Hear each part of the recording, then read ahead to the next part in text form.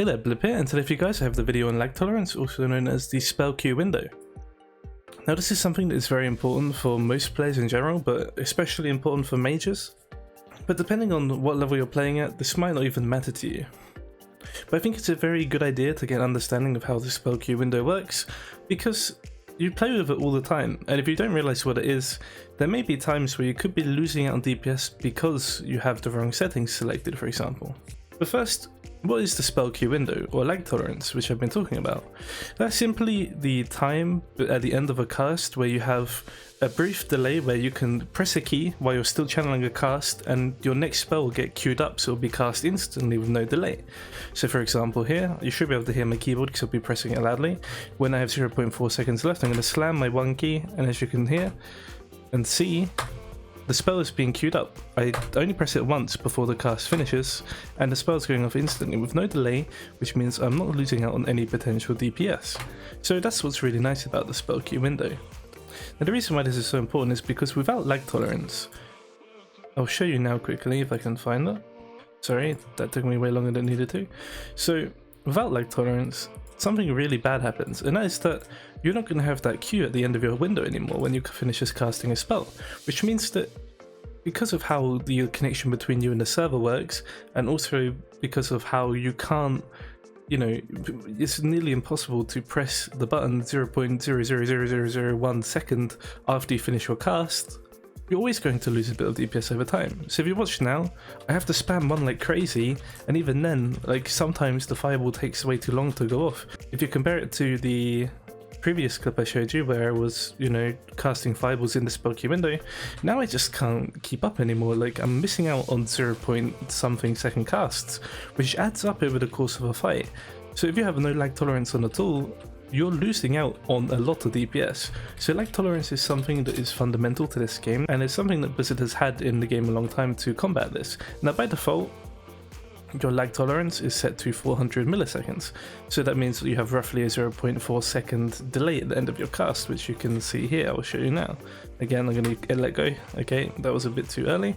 About 0.3 seconds I'm letting go, as you can hear. Okay, I did it too early again. But as you can see, yeah, it's around 0.3, 0.4 milliseconds. And that's how you see mages do the scorch weaving in their combustions, which I've shown you in my combustion guides as well.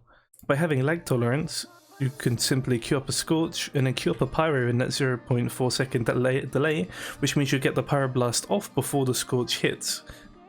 So I'll just show you that in action right now for those of you that don't know that. So I have two scorches here. I'm going to cast another scorch, but I'm going to cast a pyro, and as you can see I get a hot streak from that. I'll do it again, queue up a scorch, and because I hit my pyro again in that lag tolerance window, it's queued up instantly, so it's 100% like repeatable.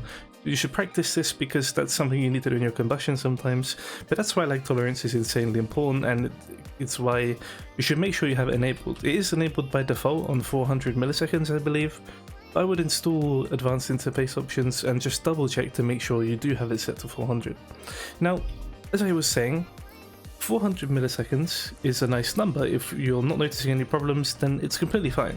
But the thing is with the spell queue window is that as soon as I lock in a spell in that 0.4 second delay at the end here, that spell is locked in.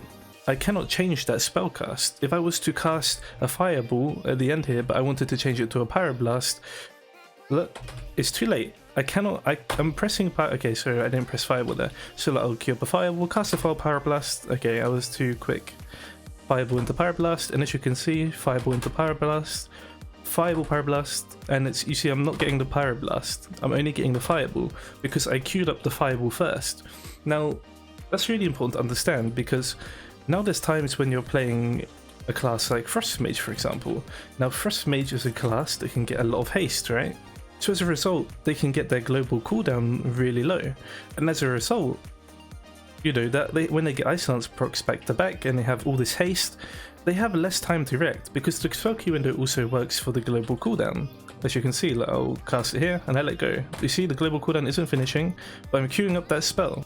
So it's still a 0.4 second window to queue up spells in even with the spells that are on the global cooldown, right? So that means that when I get ridiculous amounts of haste, my global cooldown is going to go down to like 0.75 seconds, for example, which means that I'm not going to have that much time to react to what's happening, because you have 0.35 seconds before your spell queue window, before you get into your spell queue window, right? So that means you have less than 50% of the time when you're casting instant cast spells to react to what you want to do. So for example, if I got loads of Ice Lance procs, I might be spamming my Ice Lance with lots of haste, and as a result, you know, I might accidentally press it one extra time when I didn't want to. So I got a proc, oh, so let's say I got another proc, I got another, okay, I want to cast a frost spell, oh no, I accidentally casted 3 Ice Lances.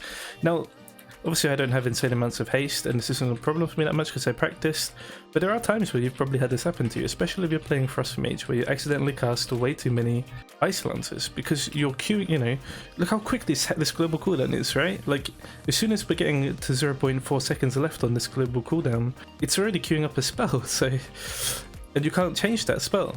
So that's the point I'm trying to make here. So when it comes to lag tolerance, you should set up what's comfortable for you.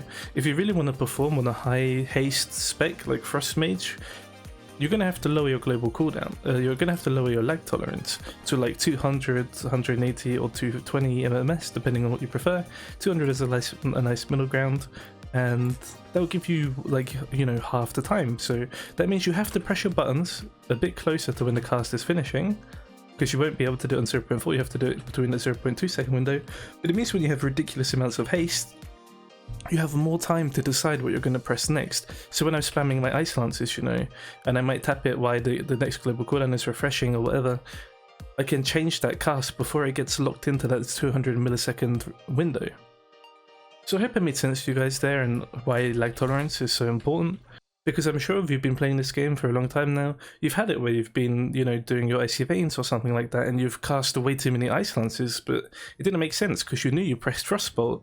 But what actually happened is that you just tapped Ice Lance a few times, and then obviously you got into the next spell queue window, which ended up locking your spell cast and completely ruined your DPS. So yeah, the lower you can go, the better, but remember, like, it's really rare this situation happens, and I would say 200 is a nice number, because you don't want to have to, like, you know, have like 55 lag tolerance and spam like crazy because you have such a small time, right, for that last second window.